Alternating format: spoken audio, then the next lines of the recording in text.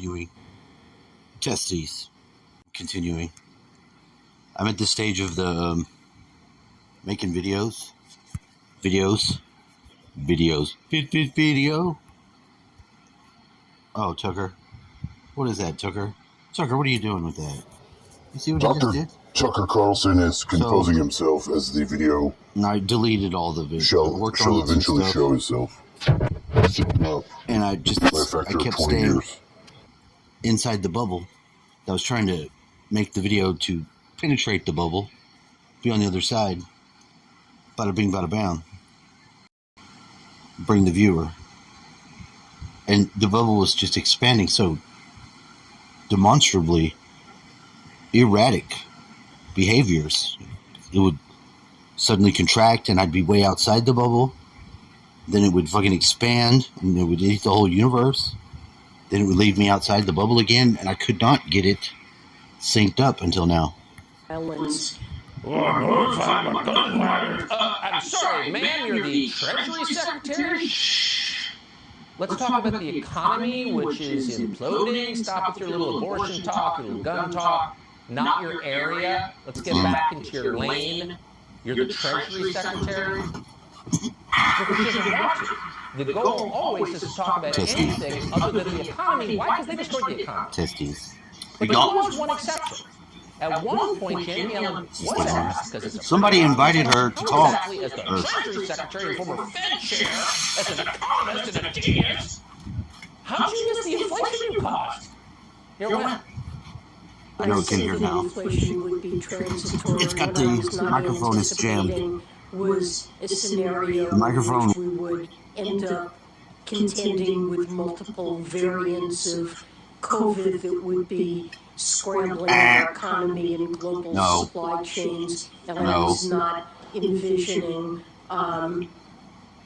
impacts on food and energy prices we've seen from Russia's invasion of Ukraine. So as Chair Powell indicated himself, both of us probably could have used a better term than transitory. I do expect inflation to remain high, although I very much hope that it will be coming down now. It's not. So you didn't see COVID coming, even though it was here for 2 years and we shut down the entire she's completely lying. Made up for the gap in productivity with profligate government spending, where we just printed trillions of fake dollars. But you didn't think that was going to cause inflation somehow? And you didn't think a war in the breadbasket of Europe would affect food prices?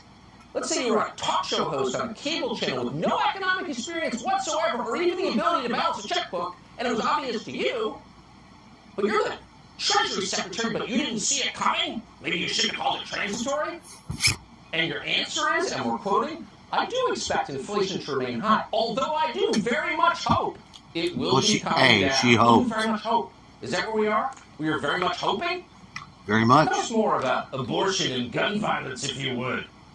Blame COVID and Putin and call it a day. This is a joke. Fox's Hillary Vaughn, to her credit, was not convinced. She asked Janet Yellen whether Joe Biden's decision to spend trillions of dollars might have contributed to inflation, because when you have more of something, it's worth less, like your currency, which is almost worth less. And here was Janet Yellen's response. Do you ever warn the White House that increased government spending could have contributed to the inflation that we're seeing today? No, go away, peasant troll. Your inflation talk. I'm worried about climate change and gun violence and abortion. Leave me alone. It's not like the Treasury Secretary. Be gone. I saw that. She should be gone. She did it. She did that. And in a functioning country, Janet Yellen would be in a retirement home somewhere writing her memoirs that no one would ever read. But that's not what's happening. She's still the Treasury Secretary, and that's not what happened today. Instead, Democrats took turns bragging about their expensive electric cars. Worried about gas prices?